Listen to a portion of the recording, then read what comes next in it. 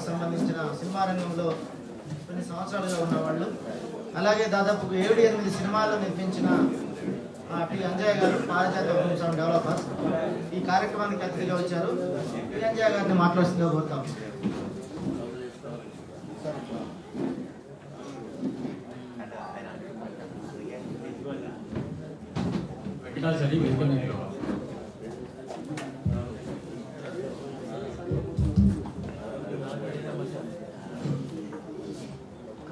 వేదిక ముందున్న ఇంతమంది పెద్దలు, వేదిక పైన ఉన్న పెద్దలు అందరికీ నా నమస్కారాలు.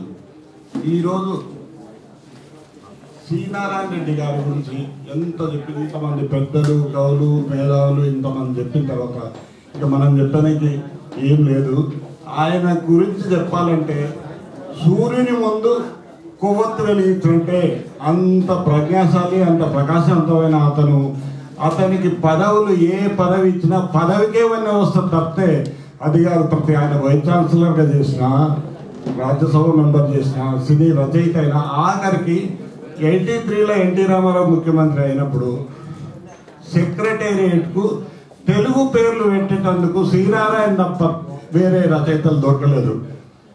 సినీ సామ్రాజ్యాన్ని కోసరాజు గారు, ఆరిద్ర గారు, ఆచార్య ఆత్రేయ గారు వీళ్ళు సామ్రాజ్యాన్ని ఏలుతున్న టైంలో మన పెద్దన్న చెప్పినట్టుగా ఎన్టీ రామారావు గారు, ఎందుకంటే రెడ్డి గారు మీరు రాయొచ్చు, మీరు ఎందుకు రాయకూడదు, మీరు రాయొచ్చు కదా అంటే ఆయన ఒకటే మాట చెప్పిండు, నాకు సింహద్వారం నుంచి ఎంట్రీ ఇస్తే రాస్తా, దొడ్డిదారి నుంచి వస్తే నాకు అవసరం లేదు, దొడ్డిదారి నుంచి 4 మందిలో ఒక పేరు కాదు, నాకు సింహద్వారం నుంచి వస్తే నేను తప్పకుండా రాస్తా అన్నప్పుడు అన్న చెప్పినట్టు అదే గులేబా కావాలి కథ ఫస్ట్ ఆయనకు ఛాన్స్ ఇచ్చిన తర్వాత మొత్తం సినీ ప్రపంచాన్ని ఎలా ఏలిండు, ఎక్కడెక్కడికి తీసుకుపోయాడు, ప్రపంచ వేదికల మీద శ్రీనారాయణ రెడ్డి అంటే ఎక్కడ మన తెలుగు జాతిని, తెలుగు గౌరవాన్ని, తెలంగాణను, సిరిసిల్ల అనే చిన్న మారుమూల గ్రామాన్ని ఎక్కడికి ప్రపంచ పటం మీద నిలబెట్టిన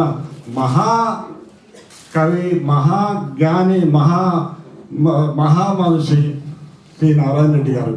ఆయన గురించి మనం ఎంత చెప్పినా తక్కువే, ఎంత స్మరించుకున్నా తక్కువే. ఆయనను గవర్నమెంటు యాక్చువల్గా దీన్ని ఒక సాంప్రదాయంగా ఆయన ఫంక్షన్ను నిలబెట్టి ఒక సెలవిచ్చు అన్ని చేసేది. ఆయన ఇంత పెద్ద మనిషిని, అంత పెద్ద ఆయనను గవర్నమెంట్ ఏది పట్టించుకోలేదు. ఆఖరికి మనము మన తెలుగు ఈ వేదిక, సినీ వేదిక ద్వారా మన ఈ పెద్దలంతా కలిసి ఆయనను ఈ రోజున ఈ రకంగా మనం సన్మానించుకుంటాం. అందరికీ ఈ ఫంక్షన్ నిర్వహించిన శ్రీ వేదిక కానీ వీళ్ళందరికీ నా ప్రత్యేక ధన్యవాదాలు. Thank you very much. పిలవగానే ఈ కార్యక్రమానికి అతిథిగా వచ్చిన అంజయ్య గారికి తెలంగాణ సినిమా వేదిక తరపున, నేను కమ్మరాజ్యంలో కడప రెంట్లు తీసినప్పుడు నాకు అర్ధరాత్రి ఫోన్లు వచ్చేది, ఎందుకు తమ్ముడు నువ్వు ఇంకా ఈ సినిమాని.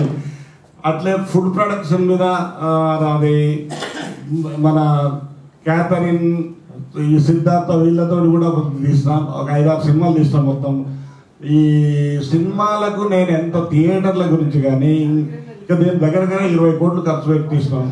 ఎక్కడ మనకు సహకారం దొరకదు. మన తెలుగు ఏపీ ఉమ్మడి రాష్ట్రంలో ఎంతనైతే ఇబ్బంది పడ్డామో మనకు ప్రత్యేక తెలంగాణ వచ్చి మన తెలుగు జాతి, తెలుగు ముఖ్యమంత్రులు ఉన్నాక కూడా మన తెలంగాణ తెలుగు కవులు, కళాకారులు అందరూ వివక్షకు గురవుతున్నారు. ఎక్కడ మనకు ఏదైనా వేదికలు లేవు, అన్ని వేదికలను కబలించున్నారు. మనకి ఇప్పుడు ప్రత్యేకంగా మన తెలుగు కవులకు, తెలంగాణ బిడ్డలకు, తెలంగాణ యాక్టర్లకు, తెలంగాణ రచయితలకు అందరికీ ఇక్కడి నుంచి అయినా మనం పోరాటం చేసి ప్రత్యేకమైన గుర్తింపు తెచ్చుకోవాలని నా ప్రార్థన. దానికి నేను నా వంతుగా నేను సహకరిస్తా. Thank you very much. T Anjaiah సార్ని రాత్రే మేము మన సినిమా వేదిక గౌరవ అధ్యక్షులు ప్రఫుల్ రామ్ రెడ్డి అన్న, మోహన్ బైరాగ్ అన్న, నేను ముగ్గురం కలిసాము. దాదాపు 2 గంటల చర్చ మాతో. తెలంగాణ సినిమా రంగం ఏంటి, దాని భవిష్యత్తు ఏంటి, మీరు ఏం చేయబోతున్నారు అని చాలా విషయాలు మాతో అడిగి మాట్లాడుకోవడం జరిగింది, చర్చించడం జరిగింది.